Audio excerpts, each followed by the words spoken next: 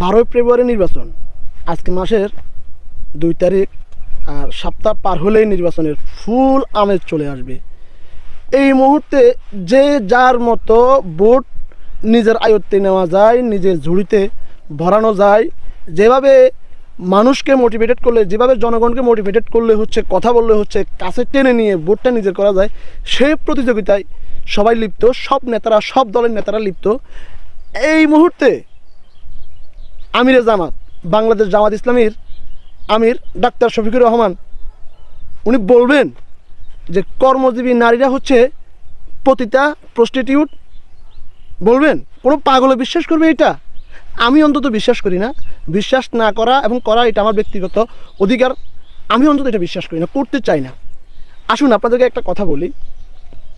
Sylhet women's medical college, যেটার প্রতিষ্ঠাতা হচ্ছে আমিরে জামাত ডাক্তার শফিকুর রহমান, এই মেডিকেল কলেজে ওনার স্ত্রী একজন ডাক্তার, ওনার মেয়ে একজন ডাক্তার, এবং 30% নারী আছেন এই মেডিকেলের চাকরিরত কর্মকর্তা, কর্মচারী। হ্যাঁ, যিনি নারী অধিকারের জন্য কথা বলেন, যেনার দলে ছাত্রী সংস্থা আছেন, হাজার হাজার লাখ লাখ নারী, উনি এই নির্বাচনের আগ মুহূর্তে এই কথা বলবেন? এটা পাগলও বিশ্বাস করবে বলেন? করবে না। তো এটাকে উনি নিজেই বলতেছেন যে আমি এই ধরনের কথা বলতে পারি না। আমার মায়েদেরকে অসম্মান করে, আমার বোনদেরকে অসম্মান করে, আমার মেয়েদেরকে অসম্মান করে আমি এই কথা বলতে পারি না। এগুলো হচ্ছে ছোট লোকের কাজ, ইতরের কাজ। যারা এই কাজগুলো করেছে, একটা ফিশিং ইমেল দিয়ে হচ্ছে ওনার টুইটার এক্স আইডিটা হ্যান্ডেল করে হচ্ছে এই ধরনের প্রোপাগান্ডা, মিথ্যা প্রোপাগান্ডা চালাচ্ছে।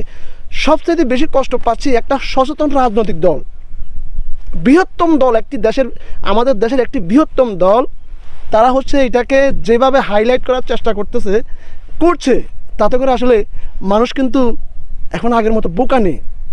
হ্যাঁ, মানুষ আগের মতো বোকা নেই। মানুষ জেনে শুনে কথা বলে, মানুষ বোঝে কোনটা সত্য কোনটা মিথ্যা। আপনারা নিজেদের দলটাকে, নিজেদের জনমতকে নষ্ট করেন, দলটাকে নষ্ট করেন। তো সুতরাং আসলে প্রতিহিংসার রাজনীতি কখনোই একটা দেশের জন্য, দেশের জনগণের জন্য কল্যাণকর নয়। আমরা এই ধরনের প্রতিহিংসার রাজনীতি থেকে বের হয়ে না আসলে আমাদের আসলে একটা সফল দেশ, একটা সৃষ্টিশীলতার দেশ আমরা হচ্ছে অর্জন করতে পারবো না।